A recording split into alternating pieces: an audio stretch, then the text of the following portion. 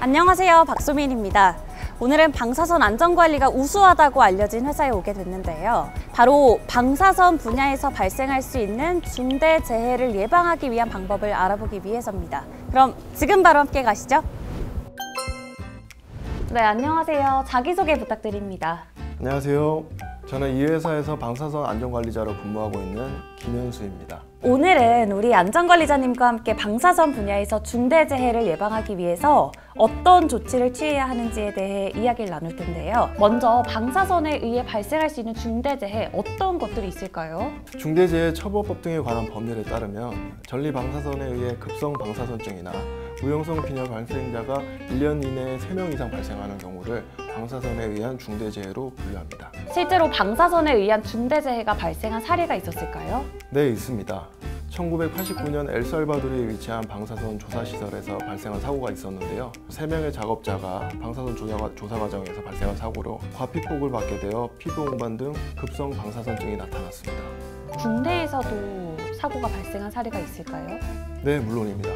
국내에서도 방사선 사용량이 늘어나면서 이에 수반된 방사선 관련 사고가 계속 발생하고 있어서 방사선 안전관리에 대한 중요도가 더욱 강조되고 있습니다. 그렇겠어요. 그렇다면 본격적으로 우리 방사선 안전관리자님과 함께 업무를 하면서 발생할 수 있는 중대재해를 예방하기 위한 조치들을 알아보도록 하겠습니다. 어떤 것들이 있을까요? 가장 먼저 할 일은 사업장에서 중대산업재해로 이어질 수 있는 유해 위험 요인을 찾아내는 겁니다. 유해 위험 요인이요?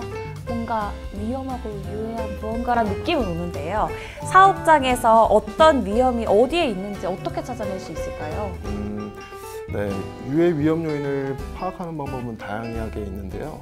지금 근무하고 있는 회사의 재해 이력을 확인하거나 그리고 현장에서 종사하는 종사자들의 이야기를 청취하거나 그리고 동종업계에서 발생한 사고 사례를 참고해 볼 수가 있습니다.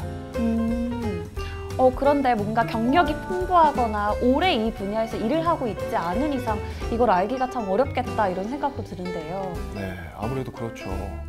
중처법이 시행되면서 어려움을 겪는 분들이 많을 것 같습니다. 그럴 때는 한국방사선안전협회에서 제공하는 중대재해 예방 방사선 안전 컨설팅을 받아보시는 것을 추천드립니다. 그런 방법이 있었네요. 심지어 무료, 무상이라고 들었는데 맞나요? 네, 맞습니다. 원자력 관계 사업자의 중대재해 예방과 준비에 도움을 주기 위해서 지원하고 있는 무상 지원 프로그램입니다. 그렇다면 이렇게 사업장의 유해 및 위험 요인을 찾아낸 후에는 어떻게 해야 될까요? 일단 위험 요인을 제거하거나 통제할 수 있는 절차를 마련하고 이를 주기적으로 점검해야 합니다. 법에서는 반기 1회 이상 점검하도록 되어 있습니다.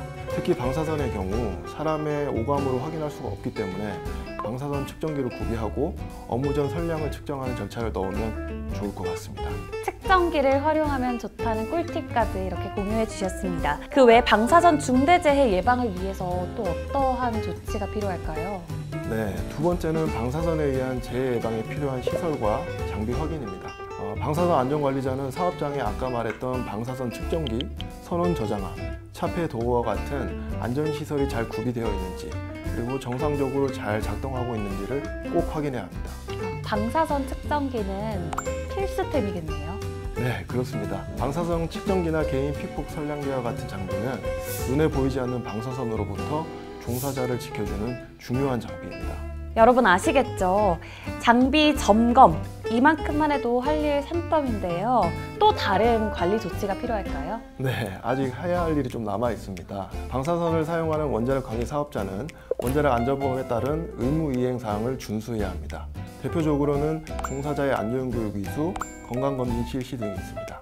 방사선 안전관리자는 모든 종사자들이 필요한 교육을 모두 이수했는지 그리고 건강검진을 잊지 않고 잘 받았는지 꼼꼼히 확인해야 됩니다. 와, 진짜 너무 많은 일을 하고 계신데요. 혹시 또 있나요?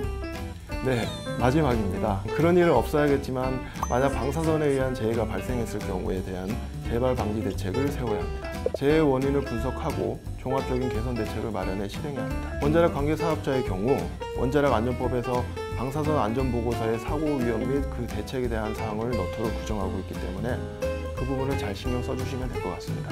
재해가 반복되지 않도록 더욱더 신경 쓰고 앞으로 잘 관리해 나아간다는 의미겠네요.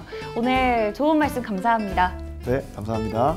내가 지킨 안전수칙, 자리 잡는 안전문화, 사장님의 안전관심, 안전증진, 재해예방.